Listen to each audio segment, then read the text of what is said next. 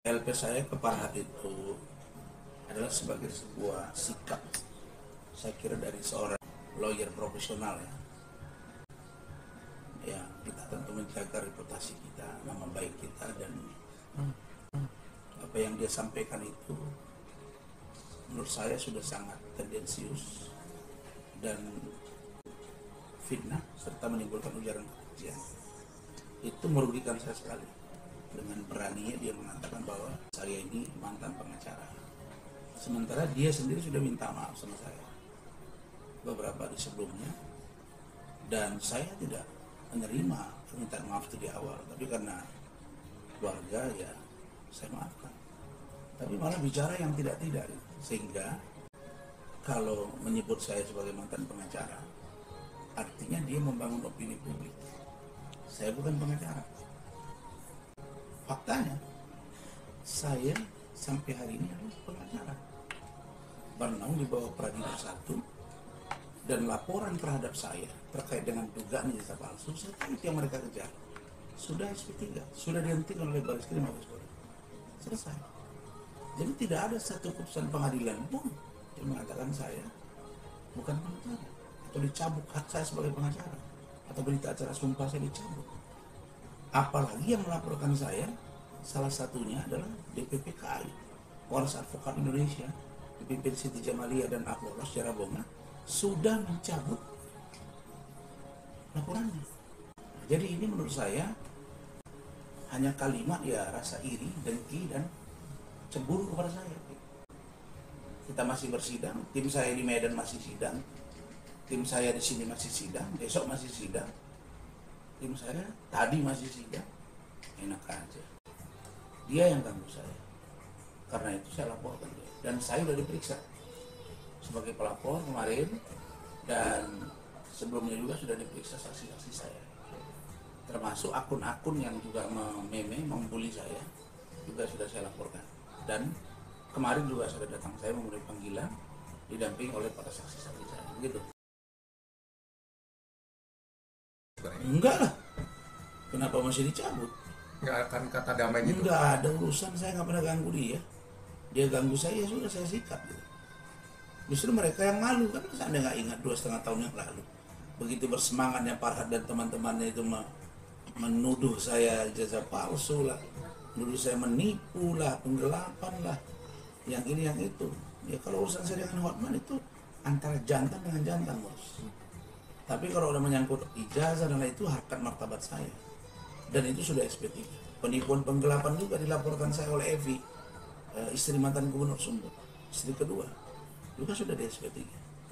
Ya sudah, saya dalam proses saja, tunggu panggilan buat mereka nanti. Saya nggak mau sebut kapan saya buat laporan balik. Nggak penting lah saya komunikasi sama dia. Mungkin untuk mediasi atau apa gitu? Enggak. Nanti juga pasti ada panggilan mediasi. Saya akan lihat nanti. Nanti kan akan ada panggilan mediasi, karena Pak Kapolri sekarang mengarahkan selalu panggilan-panggilan, terutama laporan undang-undang IT atau apa dan lain sebagainya, itu selalu minta untuk dilakukan mediasi supaya paling nggak ada restoratif justice, ada RG yang mungkin bisa dicari temunya.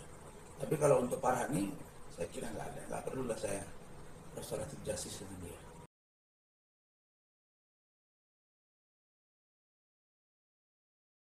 Langkah selanjutnya Laporan saya terhadap Farhad, laporan saya terhadap akun-akun yang membuli saya di media sosial.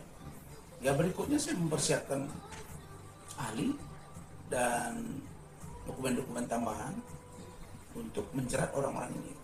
Dan ternyata akun-akun ini yang mengoperasionalkannya atau orang yang punya akun itu ketakutan. Banyak yang mereka tukar namanya, banyak juga yang udah ditutup, tapi kita udah simpan linknya dan lain-lain, sudah kita simpan, jadi dia nggak bisa menghindar. untuk kesiapannya yang laporan balik?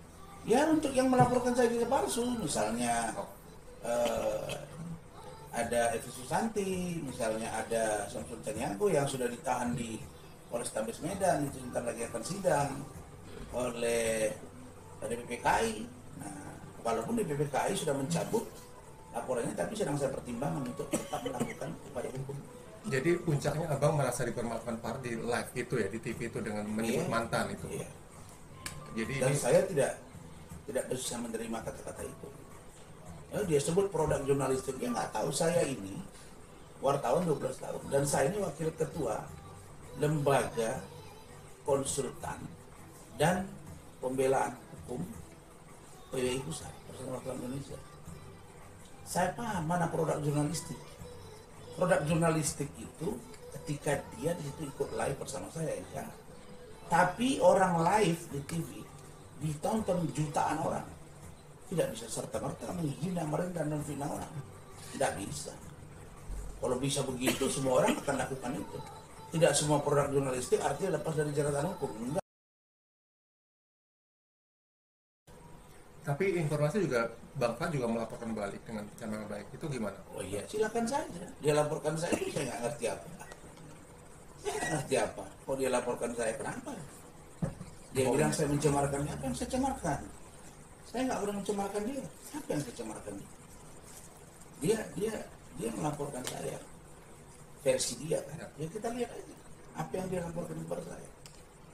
Saya nggak tahu apa yang dia laporkan ke saya tentang apa, perihal apa. Dan setahu saya, laporan undang-undang IT itu tidak boleh diwakilkan. Tapi kok diterima mereka di Polres Jakarta Selatan, nanti itu akan kelihatan siapa yang bermain. Saya akan kejar itu.